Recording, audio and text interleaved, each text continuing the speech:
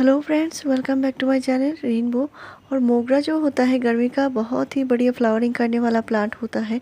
और इस प्लांट से आप लगातार फ्लावरिंग ले सकते हैं, बार बार फ्लावरिंग ले सकते हैं। मेरे मोगरा प्लांट में 2 बार फ्लावरिंग हो चुकी है और मैं तीसरी बार फ्लावरिंग के लिए रेडी करने वाली हूँ।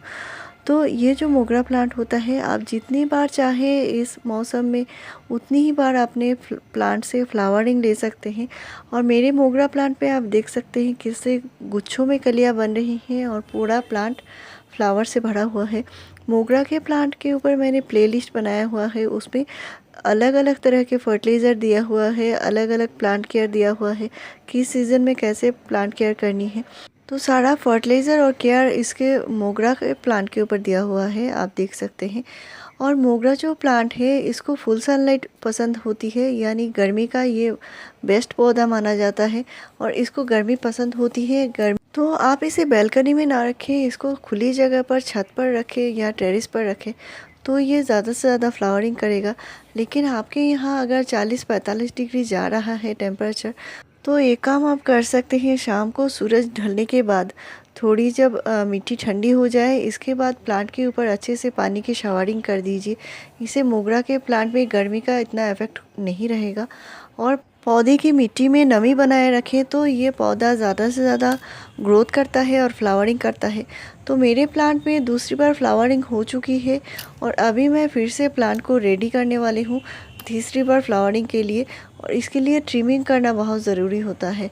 जो जो ब्रांचेस में फ्लावरिंग हो चुकी है तो उसको कट करना बहुत ज़रूरी होता है। और इससे क्या होता है, नए नए जो ग्रोथ होते हैं, नए जो शूट आते हैं, इससे प्लांट में कलियां भी बनती हैं। तो आपके प्लांट में अगर 1 या 2 ही कलियां बनती है या प्लांट की ग्रोथ सही नहीं है, तो इसके लिए आपको ये काम ज़रूर करने होंगे। क्योंकि मोगरा एक बार फ्लावरिंग के बाद फ्लावरिंग बंद कर देती है और इसको ट्रिमिंग करेंगे तो नए जो ग्रोथ होगी उसमें ही फ्लावरिंग होगी। तो इस तरह हल्की ट्रिमिंग कीजिए, बहुत ज़्यादा ट्रिमिंग अभी नहीं करना है। जो डीप प्रूनिंग करते हैं तो हम ये मार्च या फरवरी महीने में करते हैं और अभी हल्की करनी है। तो ये जो प्लांट है मोगरा के प्लांट में साथ में न्यूट्रिशन भी देना बहुत ज़रूरी है। इसको 15 डेज़ के गैप में एक बार गोबर खाद या वर्मी कंपोस्ट दोनों में से कोई भी आपको 1 मुट्ठी ज़रूर देना होगा इसकी मिट्टी में। और इसकी मिट्टी जो है हल्की मॉइस्ट रखिए तो प्लांट में बर्ड्स आएंगे तो कभी भी नहीं गिरेंगे। अगर इस पॉट की मिट्टी ज़्यादा देर तक गीली रहती है, जो मिट्टी है वो चिपचिपी मिट्टी है, तो आपको लगाने के टाइम सैंड मिलाना चाहिए।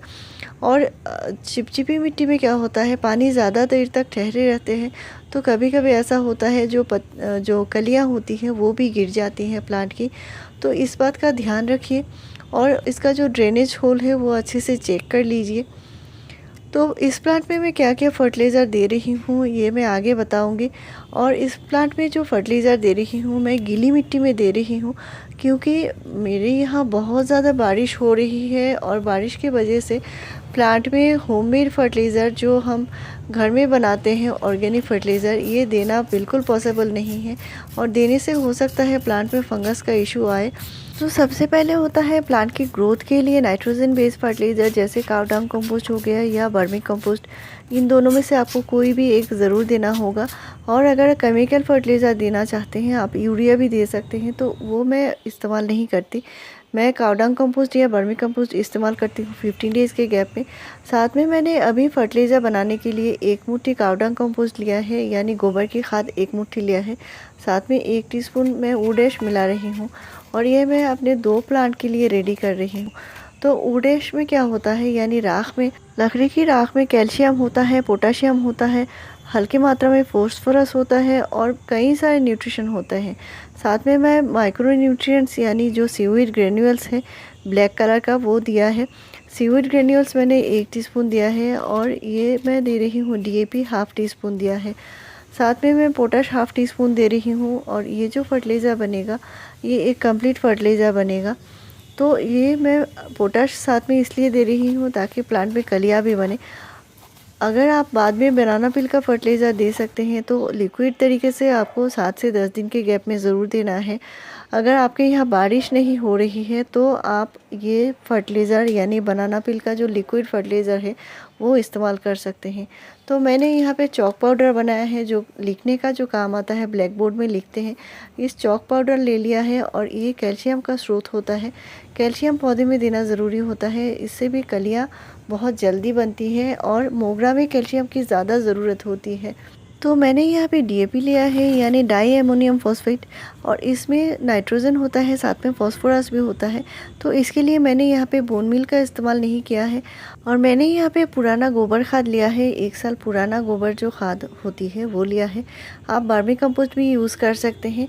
और मैं इस पॉट में दे रही हूँ। पॉट की गुड़ाई अभी नहीं करूँगी, मिट्टी गीली है और गीली मिट्टी में ये आप जो फर्टिलाइज़र है वो आप दे सकते हैं, क्योंकि इससे क्या होता है जो प्लांट में फिर से पानी देने की ज़रूरत नहीं पड़ेगी। तो मैंने 10 इंच के पॉट में 2 टीस्पून दिया है और 8 इंच के पॉट में 1 टीस्पून दिया है। साथ में मैं ये जो कैल्शियम है ये हाफ़ टी स्पून दोनों ही पॉट में दे रही हूँ। और कैल्शियम आपको महीने 1.5 महीने में एक बार देना पड़ेगा, बहुत ज़्यादा कैल्शियम एक साथ नहीं दिया जाता। और इसके बाद मैं पानी दे रही हूँ, तो पानी स्प्रेयर से दे रही हूँ क्योंकि पॉट में ऑलरेडी पानी है मिट्टी में। और ये जो फर्टिलाइज़र होता है ये देने के बाद पानी देना ज़रूरी होता है। आपकी पॉट की मिट्टी अगर ड्राई है तो ज़रूर अच्छे से पानी दीजिए। और 15 दिन में एक बार प्लांट के ऊपर बैलेंस एनपीके का स्प्रे कीजिए। साथ में महीने में एक बार माइक्रो न्यूट्रिएंट्स यानी सीवीड एक्सट्रैक्ट का स्प्रे करना है। इससे प्लांट में ज़्यादा से ज़्यादा गुच्छों में कलियां बनेंगी और प्लांट फ्लावरिंग करता जाएगा। तो मैंने जो बातें शेयर किए हैं फ्रेंड्स, इनको आप ज़रूर फॉलो कीजिए, तो आपके प्लांट में भी इस तरह गुच्छों में कलियां बनेंगी, लगातार प्लांट में फ्लावरिंग होगी। तो मेरे चैनल में आपको ऐसे ही इन्फॉर्मेटिव वीडियोज़ मिलते रहेंगे। मेरे चैनल को ज़रूर सब्सक्राइब कीजिए, लाइक शेयर और कॉमेंट कीजिए। वीडियो पूरा देखने के लिए थैंक यू।